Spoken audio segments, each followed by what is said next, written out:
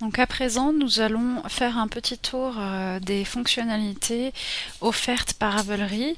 Nous ne rentrerons pas en détail dans chacune de ces fonctionnalités-là, mais cela vous permettra d'avoir une vue globale de tout ce que vous pouvez faire dans Ravelry.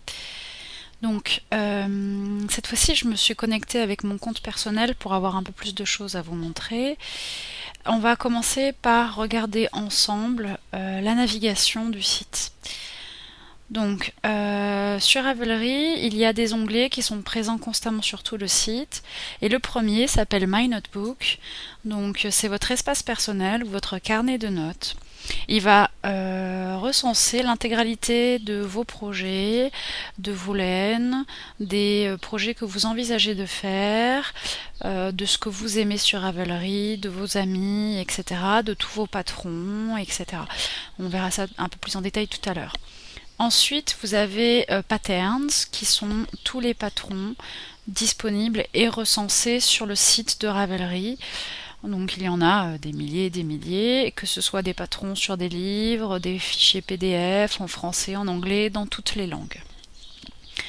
Ensuite, il y a la partie Yarns qui concerne toutes les laines, donc on peut faire des recherches avancées et poussées sur l'intégralité des laines, par matière, par nombre de fils, par grosseur, etc. People recense la liste de toutes les personnes du site. Vous pouvez faire des recherches sur les gens du site. Forum, ce sont les espaces de discussion où vous pouvez échanger avec tout le monde. Les groupes concernent des espaces de discussion sur des sujets précis et dédiés. Par exemple, ça peut être une communauté de personnes qui sont fans d'une marque de laine ou les tricoteuses du sud-ouest de la France, par exemple. Shop, c'est l'espace de Ravelry pour pouvoir faire du shopping, donc c'est-à-dire acheter vos patrons, mais aussi acheter les goodies de Ravelry que le site vend de temps en temps pour pouvoir financer et sponsoriser le site qui est, je le rappelle, gratuit.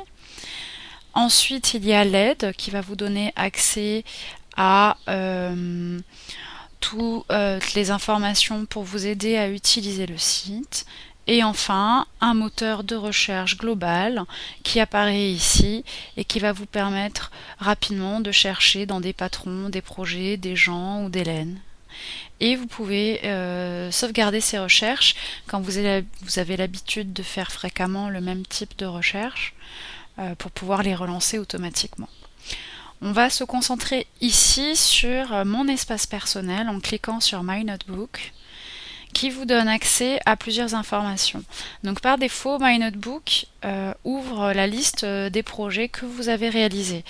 Donc ici, on a la liste de tous les projets qu'on a fait, qui sont classés chez moi ici par défaut en favorites, c'est-à-dire afficher en premier les projets qui ont été le plus aimés par la communauté, mais on peut aussi envisager de trier différemment les informations en présentant par exemple les projets que j'ai récemment complétés, ce qui permet de voir quels sont les tout derniers projets que j'ai réalisés.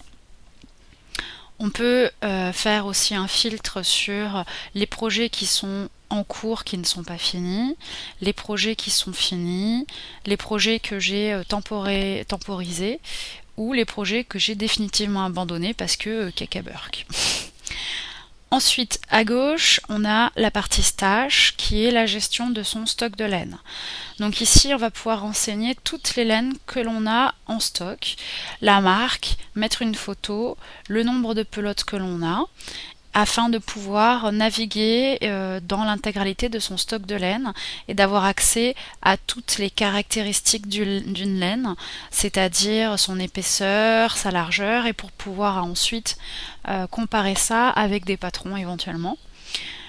On va pouvoir filtrer par toutes les laines que j'ai actuellement dans mon stock, celles que j'ai complètement finies et utilisées sur mes projets, et puis d'autres sujets du genre celles que je veux actuellement vendre parce que je n'en veux plus et que j'aimerais les vendre ou les échanger, et puis éventuellement celles que j'ai déjà données ou échangées ou vendues. Ensuite, à gauche, nous avons la queue. Donc, c'est la notion de pouvoir rajouter dans une liste, une to-do list, de mes envies de patron et de projet. Donc ici, je dis que j'aimerais faire tel projet avec tel type de laine. Et donc, ça me permet de noter l'intégralité des projets que j'envisage de faire à court, moyen ou long terme. Nous avons ensuite les favorites. Donc les favorites, c'est la possibilité de mettre en favori un projet, une laine ou un patron et de pouvoir consulter ici toutes les choses qui nous ont plu, qui nous ont inspiré, sachant qu'on a la possibilité de les classer en rajoutant des petites étiquettes afin de, comme vous pouvez le voir, moi typiquement j'ai 593 favoris sur 24 pages. Donc si je veux pouvoir consulter exclusivement tous mes patrons de mitaines, j'ai créé une étiquette mitaine ici. Je peux l'éditer, la modifier, et afin de pouvoir accéder rapidement à tous les patrons de mitaines qui me plaisent. Ensuite, nous avons la section Amis. Donc les amis, c'est la capacité de pouvoir rajouter des personnes dans votre cercle afin de pouvoir suivre l'actualité de ces personnes-là. Typiquement, dans mes amis, j'ai des vrais amis que je connais dans la vraie vie, mais j'ai aussi des gens que je n'ai jamais rencontrés et qui m'inspirent fortement, dont j'aimerais suivre au quotidien leur activité.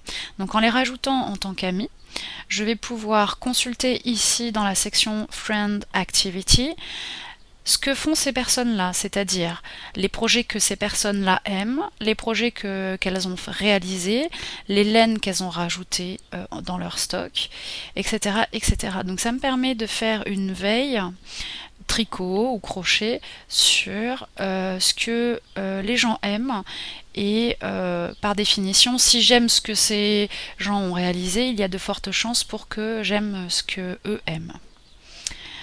Ensuite, nous avons la liste des groupes auxquels nous appartenons. Donc ici, j'appartiens à 5 groupes et donc je peux regarder éventuellement les événements associés à ces groupes-là.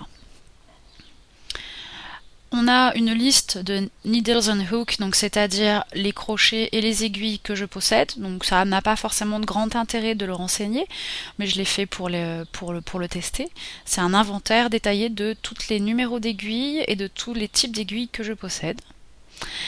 La librairie recense l'intégralité des patrons que vous avez.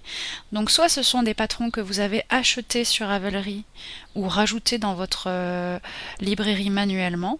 Ceux qui sont achetés sur Ravelry sont ajoutés automatiquement dans votre librairie et vous pouvez constamment y réaccéder.